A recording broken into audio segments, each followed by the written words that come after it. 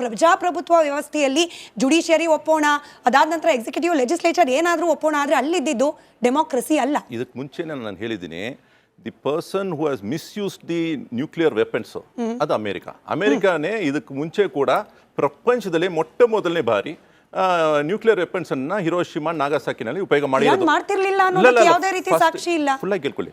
ಇವಾಗ ಅದರ ನಂತರ ವೆಪನ್ಸ್ ಆಫ್ ಮಾಸ್ ಡಿಸ್ಟ್ರಕ್ಷನ್ ಇದೆ ಅಂತ ಹೇಳಿ ಇರಾಕ್ ಮೇಲೆ ಧ್ವಂಸ ಮಾಡಿದ್ದು ಅಮೆರಿಕ. ಆದರೆ ಇವತ್ತುವರೆಗೂ ವೆಪನ್ಸ್ ಆಫ್ ಮಾಸ್ ಡಿಸ್ಟ್ರಕ್ಷನ್ನ ಕಂಡುಹಿಡಿಯೋಕ್ಕೆ ಆಗಲಿಲ್ಲ. ಸೊ ಹಾಗಾಗಿ ಎಲ್ಲ ಕಡೆನೂ ವಯೋಲೇಷನ್ ಮಾಡೋದು ಅಮೆರಿಕ ಇರುವಾಗ ಇರಾನ್ ಬಗ್ಗೆ ಮಾತಾಡೋಕ್ಕೆ ಇವ್ರಿಗೆ ಏನು ಅರ್ಹತೆ ಇದೆ ಅಂತ ಇನ್ನೂ ಅವ್ರು ಇವತ್ತುವರೆಗೂ ಒಂದು ವೆಪನ್ ಕೂಡ ಇರಾನ್ ಬಂದು ನ್ಯೂಕ್ಲಿಯರ್ ಎನರ್ಜಿಗೋಸ್ಕರ ಮಾಡ್ತಾ ಇದ್ದಾರೆ, ರಿಸರ್ಚ್ ಮಾಡ್ತಾ ಇದ್ದಾರೆ. ಬಟ್ ನ್ಯೂಕ್ಲಿಯರ್ ವೆಪನ್ ಅನ್ನ ಉಪಯೋಗ ಮಾಡೋಕ್ಕೆ ಏನಾದ್ರು ತಯಾರಿ ಮಾಡಿದಾರ ಅಂತಾರೆ ಇವತ್ತವರೆಗೂ ಏನು ಪ್ರೂಫ್ ಆಗಿಲ್ಲ. ಪ್ರೂವ್ ಆಗದೆ ಇರುವಾಗ ನಾವು ಮಾತಾಡೋದು ಒಂದೇ ಒಂದು ವಿಷಯ ಮುಗಿಸ್ಬಿಡ್ತೀನಿ. ಇವಾಗ ಎಪ್ಸ್ಟೀನ್ ಫೈಲ್ಸ್ ಬಗ್ಗೆ ಮಾತಾಡಿದ್ವಿ. ಎಪ್ಸ್ಟೀನ್ ಫೈಲ್ಸ್ನಲ್ಲಿ ಪ್ರಧಾನಿಯ ಹೆಸರು ಬಂದ ಮೇಲೆ he doesn't become crook or he doesn't become an accused. ಹೆಸರು ಎಲ್ಲಾ ಹೆಸರು ಬಂದಿದೆ ಅಲ್ಲಿ. ನೋಮ್ ಚಾಮ್ಸ್ಕಿ ಹೆಸರು ಬಂದಿದೆ, ಬಿಲ್ ಗೇಟ್ಸ್ ಹೆಸರು ಬಂದಿದೆ, ಅವರೆಲ್ಲ ಬಂದು ಒಪ್ಕೊಂಡಿದ್ದಾರೆ. ಏನಂದ್ರೆ ಜೆಫ್ರಿ ಎಪ್ಸ್ಟೀನ್ ಏನ್ ಮಾಡಿದಾನೆ, ಎಲ್ಲರ ಹತ್ರನೂ ಸಂಬಂಧವನ್ನು ಬೆಳೆಸಿ PR ವರ್ಕ್ ಮಾಡಿ ಎಲ್ಲರನ್ನೂ ಅವನ ಐಡಿಯಾಲಜಿಗೆ ತರಬೇಕಂತ ಅವನು ಪ್ರಯತ್ನ ಮಾಡಿದ್ದಾನೆ. ಅದರಲ್ಲಿ ಒಂದು ಸ್ಟೇಟ್ಮೆಂಟ್ ಇದೆ, ಮೋದಿ ಹಿ ಸ್ಯಾಂಗ್ ಅಂಡ್ ಹಿ ಡ್ಯಾನ್ಸ್ಡ್ ಅಂತ ಒಂದೇ ಸ್ಟೇಟ್ಮೆಂಟ್ ಅದು, ಬೇರೆ ಏನಿಲ್ಲ. ಬಟ್ ಅವ್ರು ಮಾಡಿರುವ ಕೆಲಸ ಬಂದು ಬಹಳ ಡೇಂಜರ್ ಆಗಿದೆ. ಅದನ್ನು ನಾವು ಆಳವಾಗಿ ಸ್ಟಡಿ ಮಾಡಿದ್ರೆ it is something which is concerning the entire international politics. So ಹಾಗಿರುವಾಗ ನಾವು ಬಂದು ಇದನ್ನು ಡೈರೆಕ್ಟಾಗಿ ಮೋದಿ ಅವ್ರ ಮೇಲೆ ನಾವು ಅವರ ಕ್ಯಾರೆಕ್ಟರ್ ಅಸಾಸಿನೇಷನ್ ಮಾಡಬೇಕಾಗಿ ಅವಶ್ಯಕತೆ ಇಲ್ಲ.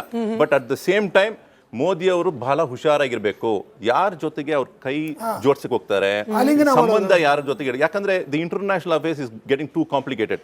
ಬಹಳ ಯಾರು ನಮ್ಮ ಫ್ರೆಂಡ್ ಆಗಿ ತೋರಿಸ್ಕೊಳ್ತಾರೋ ಅವ್ರು ನಮ್ಮ ವಿರೋಧಿ ತರ ಕೆಲಸ ಮಾಡ್ತಿರ್ತಾರೆ. ಸೊ ಹಾಗಾಗಿ ಮೋದಿ ಅವರು ನಮ್ಮ ಹಿತವನ್ನು ಮುಂದೆ ಇಟ್ಕೊಂಡು ನಮ್ಮ ದೇಶದ ಹಿತವನ್ನು ಮುಂದೆ ಇಟ್ಕೊಂಡು ಅವರು ಎಲ್ಲರ ಜೊತೆಗೂ ಬಹಳ ಲೀನಿಯಂಟ್ ಆಗಿ ವರ್ತನೆ ಮಾಡೋದನ್ನ ಸ್ವಲ್ಪ ನಿಲ್ಲಿಸಬೇಕಾಗಿರುತ್ತೆ.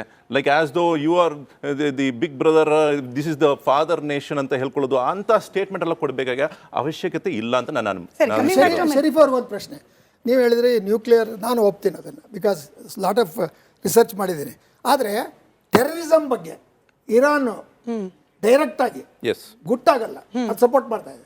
ಹಮಾಸ್ ಆಗಲಿ, ಹೆಜ್ಬುಲ್ಲಾ ಆಗಲಿ, ಸೌದಿ ಆಗಲಿ, ಇವರೆಲ್ಲರೂ ಮತ್ತೆ ಹೊರಗಡೆ ಇರ್ತಕ್ಕಂಥ ಶಿಯಾ ಪರವಾಗಿರ್ತಕ್ಕಂಥ ಮಿಲಿಟೆಂಟ್ ಗ್ರೂಪ್ಸ್, ಅಂದರೆ ಅವರು ಚಳವಳಿ ಮಾಡಲಿಕ್ಕೆ ಅಥವಾ ಈ ಥರ ಭಯೋತ್ಪಾದನೆ ಮಾಡಲಿಕ್ಕೆ ತಯಾರಾಗ್ತಕ್ಕಂಥವ್ರಿಗೆ ಹಣಕಾಸಿನ ಸಹಾಯ ಎಲ್ಲ ಬೆಂಬಲ ಕೊಡ್ತಾ ಇದೆ. ಸೊ ಆ ಕಾರಣ ಅಂತಕ್ಕಂಥದ್ದು ಇಲ್ಲಿ ಪ್ರಮುಖವಾಗುತ್ತೆ ಹೊರತು ನ್ಯೂಕ್ಲಿಯರ್ ವೆಪನ್. ಎರಡನೇದು, ಟ್ರಂಪ್ಗೆ ಇಸ್ರೇಲಿನ ಏನು ನೆತನ್ಯಾಹು ಇದ್ದಾರೆ ಅವರ ಒಂದು ಒತ್ತಡದ ಮೇಲೆ ಈ ಒಂದು ರೀತಿ ಯುದ್ಧಕ್ಕೆ ಕಾರಣ ಆಗಿದೆ. ಯಾಕಂದರೆ ಅವ್ರಿಗೆ ತಮ್ಮದು ಇದೆ, this now R never.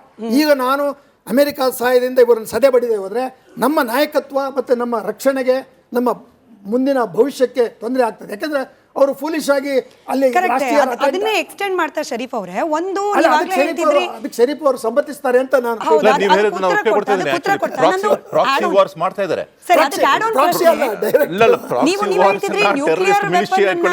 Nuclear weapon ಅನ್ನ ತಯಾರು ಮಾಡ್ತಾ ಇದ್ದಾರೆ ಅನ್ನೋದಕ್ಕೆ ಪ್ರೂಫ್ ಇಲ್ಲ ಅಂತ ಹೇಳಿ. ಅಂದ್ರೆ ಈಗ ಜಗತ್ತಿಗೆ ಅಪಾಯ ಮಾಡಬೇಕು ಅಂತ ಹೇಳಿ ತಯಾರಾದವ್ರು ಯಾರು ಪ್ರೂಫ್ ಕೊಡ್ತಾರೆ ಸರ್? ಫಾರ್ ಎಕ್ಸಾಂಪಲ್, ಪಾಕಿಸ್ತಾನ ಕೂಡ ಯಾವತ್ತೂ ಒಪ್ಕೊಳ್ಳೋದಿಲ್ಲ, ನಾವು ಟೆರರಿಸ್ಟ್ ಗಳನ್ನ ಪೋಷಿಸ್ತಿದ್ದೀವಿ, ಭಾರತದ ವಿರುದ್ಧ ಟೆರರಿಸ್ಟ್ ಗಳನ್ನ ಕಳಿಸ್ತಿದ್ದೀವಿ ಅಂತ ಹೇಳಿ.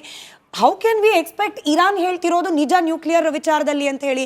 ಈಗ ಕಣ್ಣಿಗೆ ಕಾಣೋ ರೀತಿಯಲ್ಲೇನೆ ಹೆಜ್ಬುಲ್ಲಾ ಹೌತಿಗಳನ್ನ ಬೆಳೆಸ್ತಾ ಇರುವಾಗ ಮತ್ತೆ ಕೇಳ್ತೀನಿ sir, when we know that he is a ನಾಟಿ kid, somebody should take the action to tame him.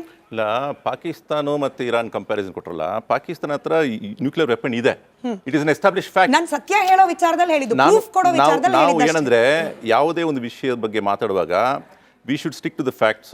ಇವಾಗ ಪಾಕಿಸ್ತಾನ ಮತ್ತೆ ನೀವು ಇರಾನ್ ಬಗ್ಗೆ ನೀವು ಮಾತಾಡುವಾಗ ನಾನು ಕ್ಲಿಯರ್ ಆಗಿ ಹೇಳ್ಕೊಳ್ತೀನಿ, ಪಾಕಿಸ್ತಾನ ಹತ್ರ ನ್ಯೂಕ್ಲಿಯರ್ ವೆಪನ್ ಇದೆ. ನಾನು ನ್ಯೂಕ್ಲಿಯರ್ ವೆಪನ್ ಬಗ್ಗೆ ಹೇಳಿಲ್ಲ sir.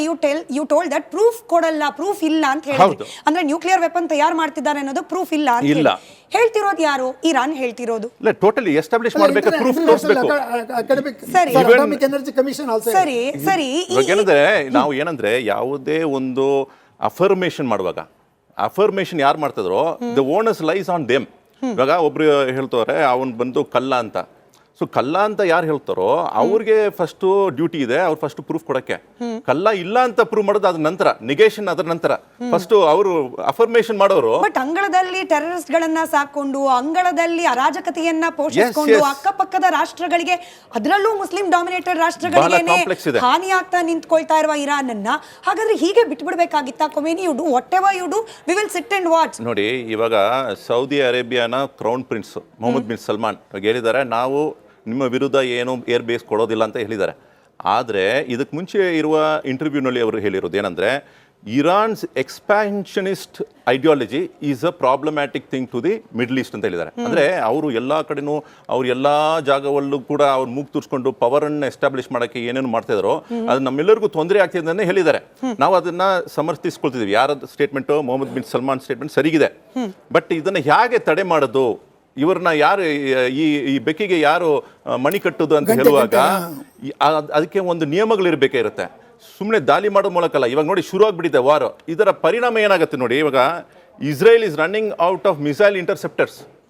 Israel is running out of missile interceptors. Source ಏನು ಸರ್ ಇದು? ಸರ್, ಇದು ನೀವು ನೋಡಿ, ನೀವು ಸ್ವಲ್ಪ ನೋಡ್ಕೊಳ್ಳಿ.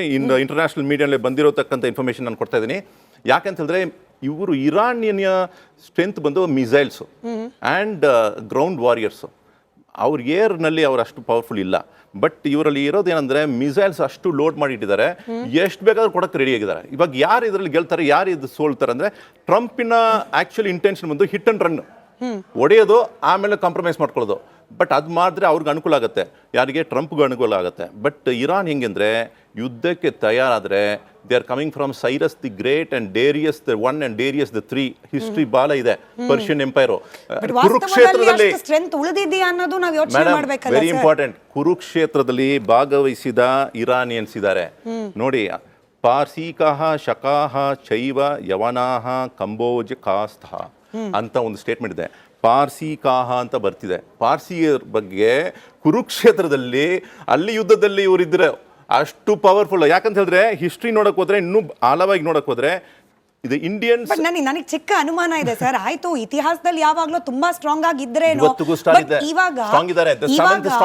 ಅಮೆರಿಕ, ಇಸ್ರೇಲ್ ನಂತಹ ರಾಷ್ಟ್ರಗಳು, ಅದರಲ್ಲೂ ಮಿಲಿಟರಿ ಸೂಪರ್ ಪವರ್ ಗಳ ಮುಂದೆ ಇರಾನ್ ಎಷ್ಟು ಮಹಾ ನಿಲ್ಲಬಹುದು ಅನ್ನೋದು ಕೂಡ ಚರ್ಚೆಗಳ ಪ್ರಾರಂಭ ಆಗಿದೆ. ಹೇಳ್ತೀನಿ, first powerful nation in the world ಅಂದ್ರೆ ಆರ್ಮಿನಲ್ಲಿ ಪವರ್ನಲ್ಲಿ ಇರೋದು ಚೈನಾ. ಸೆಕೆಂಡ್ ಭಾರತ ಬರುತ್ತೆ. ಥರ್ಡ್ ಫೋರ್ತ್ ಅಮೆರಿಕ ಬರ್ತಿದೆ. 7th ಇರಾನ್ ಇದೆ.